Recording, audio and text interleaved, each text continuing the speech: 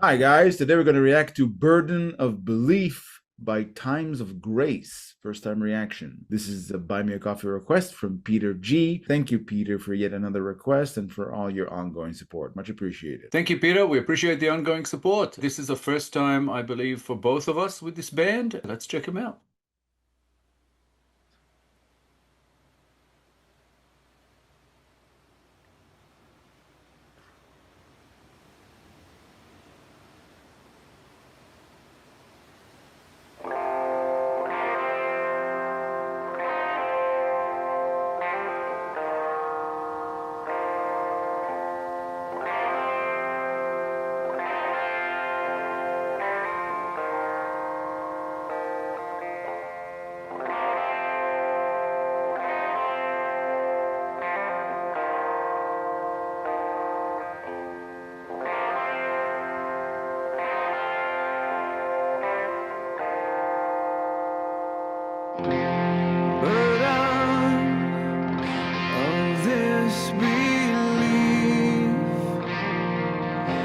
Unanswered questions that haunt me.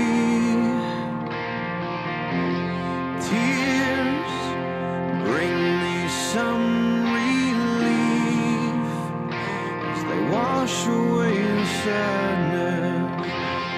sadness and grief. Burden of this belief, this journey has brought me to my knees. Will you show me what it means to believe? Can I let go? How can I find peace? I didn't expect that. It reminds me of grunge rock bands from the 90s, but I know it's not. I think by the name of the band, I'm assuming this is a Christian rock band. It even has country elements in it. It's very deep, it's very melancholic because the lyrics are on the screen. There's a little plain words there. The burden of disbelief. It sounds like disbelief as a non-believer, but it says burden of this belief. It's like a burden of a person who does believe. And it goes deeper in that. I'll address it later. The visuals are breathtaking, and the music, as I said, it's melancholic and it's heavy. It's like slithering. It like drags you down to a pensive state. You have no choice but to slide into the mindset of the narrator, who is apparently either second guessing or contemplating his belief. You're there, right there with them. I think that's the intention behind this presentation. I like it a lot. Yeah, it's definitely the style here. It's like Christian rock, country rock. Bands like Creed and later stages of the band Live also sort of came to mind as I was listening to this. It sounds like it's talking about like a crisis of faith. I agree with you about the play on words, burden of this belief, burden of disbelief, but I think it's this belief because it's not necessarily to do with a certain belief. It's not necessarily about God or about Christianity or any other religion specifically. I think it's just about a certain belief, a core belief, something that you may have been following as a person for a long time, and now you've reached a point where you're questioning it. It starts off with that second line, unanswered questions that haunt me. And then it talks about sadness and grief. So it's almost like you've come to a point where everything that you've believed in your life so far is now in question. And that's sort of where at least the starting off point is for this song. This journey has brought me to my knees. Will you show me what it means to believe? How can I let go? How can I find peace? So it's obviously a person who can't find peace, either because something's changed in them, something's changed in their life. And it just reminded me of a situation where you almost reach a point where you not just question where you are and what you believe in, but you don't want to. You don't want to care. You don't want to believe because you feel like you care so deeply that it's ruining you. And you're almost, in a way, jealous of people who don't care. You go, I wish I could not care, but I care so much that I need to consolidate this in some way. I need to either believe or not at all. And that's the answer that I'm looking for. You definitely get the sense that the narrator at this point is deep in thought. You can almost hear it in the way the song is sung. And you refer to the music video. It's a lyric lyrics video. I didn't realize this before we started. So the lyrics are coming on as it's going along with all those, as you put it, breathtaking scenery. And it even takes you deeper into this song and what it could potentially mean. I'm really liking it so far. The narrator feels from the start as a person who is calibrated to believe. And the questions that they ask themselves, specifically because they use the word sadness and grief, it makes me think that this crisis of belief is not because of something inherent. This person is not necessarily inherently depressed or suffers from some sort of mental illness, because they talk about grief. So something happened or some things happened to make this person question his belief or think about where all this is going. And there's an element of maybe fear in it. The question is, what if I'm wrong? What if I'm believing in something that isn't true, because everything I experienced so far is making me question it? That's the grief part. So maybe lost people or maybe disasters struck that made this person feel this way. It also feels like something that's festering, like this person is presenting a strong front while inside everything is in question. Like I said at the beginning, probably second guessing how they see things. Yeah, when you put more emphasis on the grief side of things, it also brings up a very common thing that happens to people, that when they lose someone close to them, a parent, a grandparent, a partner, a lover, it usually shakes the ground beneath them in a way, especially if that belief was shared with that person or came from that person. And all of a sudden you go, no, if this is what I believe in, how can this happen? How can I lose this person? It shakes the ground beneath you, almost literally. It feels like that could be what is behind this, because it says, tears bring me some relief. So obviously there's a lot of pain involved. The tears do bring some relief as they wash away the sadness and grief, but it's not enough. I still have unanswered questions that haunt me. I need to know, is this part of the grand plan or is it not? Is there a grand plan? Is there not? It's very cool, that it brings up all these thoughts and interpretations. Yeah. It's also the thing that something personal has struck this person. It's also something that when they hear about other people's grief or general grief, they can always explain it or philosophize on it to maintain their belief because it didn't strike at home. But when it happened to this person, then it disabled their core. So they have no choice but to question it. It's like they're thrown into this situation where they can't philosophize, they can't justify it. The go-to explanation for why things happen the way they do doesn't work in this case. That's what prompted these questions. Yeah, and it's funny because as we're talking, I'm thinking about even what I just said and what the song says, and I'm thinking it doesn't even have to be a personal loss. It could be just their outlook on life and the things that they see happen in the world. And if this person is empathic, they're having trouble consolidating what's happening in the world and what they believe in. How could these things coexist? That could also be why their faith is shaken. Very interesting. Like less than 2 minutes in, and it's already opened up a world of emotions and philosophical questions. Can I find peace?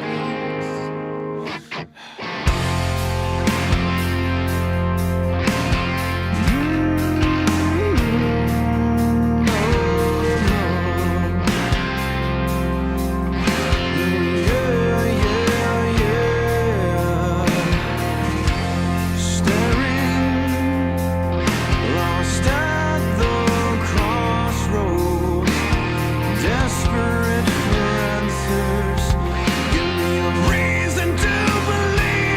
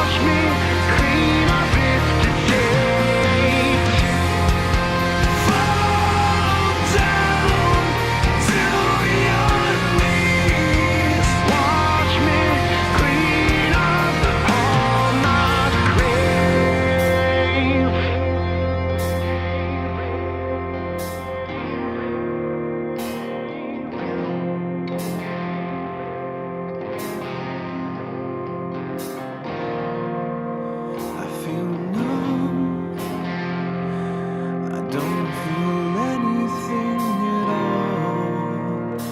There's nothing left inside me, so I set myself free. This is a male singer, so I'm going to address the narrator as a he. There's a part in the song where he sings about being lost at a crossroads. To me, it means it's not just questioning his belief or a crisis of belief. He's in trouble. He needs help to let him resolve this impossible situation he's in because he's truly confused, on the brink of losing his faith. He doesn't know how to reconcile what he was brought on to believe or what he has held so close to his heart up until this point and the events that are shattering his world. I think we're looking at existential crisis in the form of a song, so far at least. That line that you talked about, staring lost at the crossroads, the line that followed it said, desperate for answers, give me a reason to believe. So this person is on the verge of giving up unless they're given a reason. And it feels like it's not just to believe, but it's to live. Because there's a verse later down the line that says, I feel numb, I don't feel anything at all. There's nothing left inside me, so I set myself free. Which to me sounds like suicide. It sounds like a person saying, I need some answers, I need direction, I need something to believe in because I'm empty inside. And if I don't find it soon, I'm going to, as you put it many times, unalive myself. It just came to me when that verse came in, because up to that point, I thought this is just about a crisis of faith. So it's really about making a choice. Do I want to believe this? Do I want to believe that? But this person is so distraught by the loss of faith that he doesn't know what to do with himself. He's considering just quitting it all and ending it by the sound of it. I'd like to believe that maybe it's just a dramatization in that verse, and maybe that's not what it's about. It's just really about that feeling of being in that instance in life where you lose your faith and you can always regain it, because life is a whole lot of ups and downs. But that verse is pretty strong. It's pretty dark. I think within the term belief is sort of a self-explanatory philosophy on the practice of belief. Because this practice means that you have to actively do it every day of your life because it's a challenge, because life has ups and downs. If everything was always peachy and perfect, you won't have any reason to believe. I know it's maybe a pragmatic way of explaining belief and why you should stick to it. And I know it won't work if you're addressing a person who is currently experiencing tragedies in their life, but it's something logical to hold on to, at least when you try and find answers. Yeah, it's funny, but I'm like rereading that verse over and over. Like, I feel numb, I don't feel anything at all. There's nothing left inside me, so I set myself free. And I keep thinking about it. Maybe it's not so on the surface necessarily. Because earlier, I had that feeling of not wanting to care so much about something that you feel like it's literally killing you because you care too much. Whereas if you were like other people and didn't care as much, you would be freer. And it took me back to that. And I'm thinking, maybe I feel numb. I don't feel anything at all. There's nothing left inside me up to that point. Is when you care so much about something. You care so much about this belief or about this core belief, about the way you live your life. And you just set yourself free. You go, okay, I don't have to. I don't have to believe. I don't have to care so much. I can let go of this and live my life. It could have a positive flip side, and it's not necessarily about ending your life, but maybe about starting a new one. It's all a matter of perspective, really. You can flip it, and it kind of works both ways. It's interesting. The feeling of this song is a little bit more of a downer than a hopeful song so far. So it took me there, but it could be about that feeling that when you are down, and then finally you kind of have that sort of epiphany, and you go, I can let go of all of this, and I'll be free, and not necessarily by ending your life, but by starting anew and just changing your whole perspective, your attitude. And even the song's titled The Burden of Belief. When you take into account what I said earlier about belief, it's supposed to be a burden. You're supposed to continuously ask questions. That's the whole point. It's part of the journey of belief. Even if you stop believing, that's also a part of the journey. It's a self-discovery process. You know how you said that there's the play on words, burden of this belief, burden of disbelief. And I think,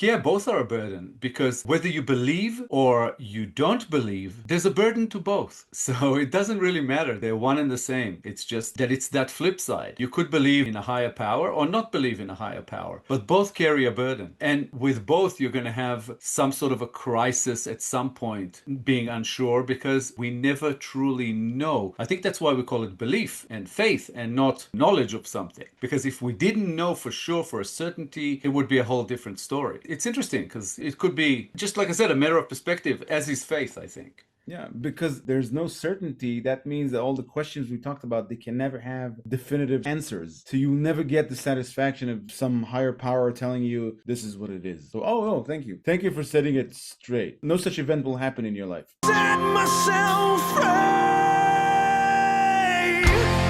but of this belief, this journey has brought me to my knees. Will you show me what it means to believe? How can I let go? How can I find peace? Fall down to my knees. Watch me create a fish they say. Fall down to my knees. Watch me clean up all my crap. Fall down to my knees. Now I let go. Now I set myself free. Fall down to my knees. Now I let go. Now I set myself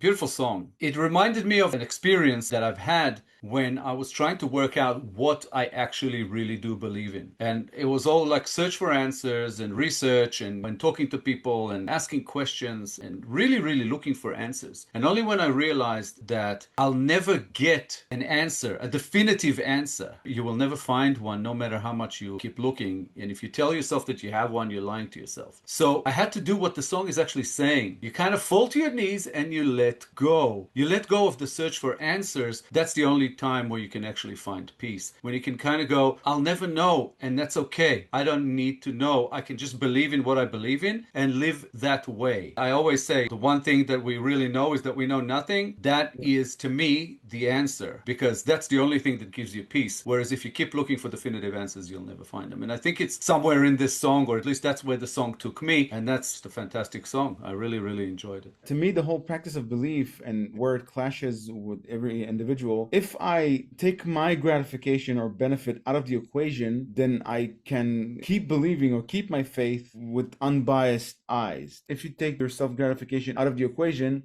then all you're left with is if what I'm believing now is true or not in my mind. It can be true, it can be the right thing to believe in, even if I'm not getting anything out of it. So that's what you're left with. The purity of whether it is true or not, what you believe in, whether it's God or anything else, doesn't matter. I can believe in this thing without thinking that I'm going to get something out of it because maybe my well-being is not in the equation of the grand scheme of things. It won't help me have a better life and won't get me something out of it, but at least keep me unbiased when I look at it. It's funny, anything theological or belief related, we could probably talk about for days. And this song has really brought up a lot of that. Thank you, PeterG, for this awesome request. Really thought-provoking and interesting, and also a beautiful song. We got all the pleasure out of it. out of listening to an awesome song and also thinking about it, and an interesting discussion, we believe. Thank you so much for your ongoing support. We appreciate it. Thanks, Peter, for the introduction to Times of Grace. We enjoyed reacting to this song very much. More like this will be much appreciated. And thank you, of course, for all your ongoing support. If you enjoyed this episode, guys, please be sure to like, subscribe, comment, and click the little bell icon so you get notified on all our future videos. If you have a song in mind you'd like us to react to, please make your request through Buy Me a Coffee. The link is at the top of the description below. Thank you all for sticking with us. Thank you all for your time.